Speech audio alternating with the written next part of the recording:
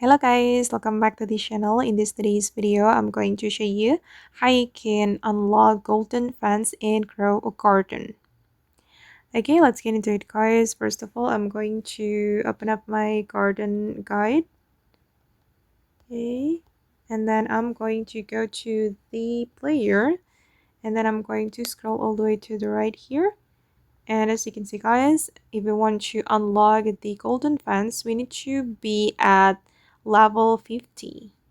So you can increase your XP and then you will level up your garden. And my current level is level 10. So I can unlock this picket fence. And if you want to unlock the golden fence, you need to reach the level 50. Okay. And to increase your XP, guys, you can claim every achievement you have completed.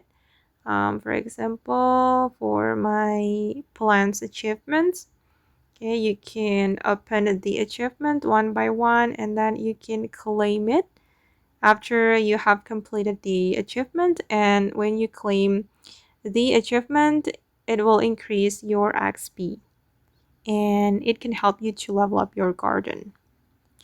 Okay guys, and that's all the way to get the golden fence in grow a garden. I hope this video will be useful for you. Thank you so much for watching and bye.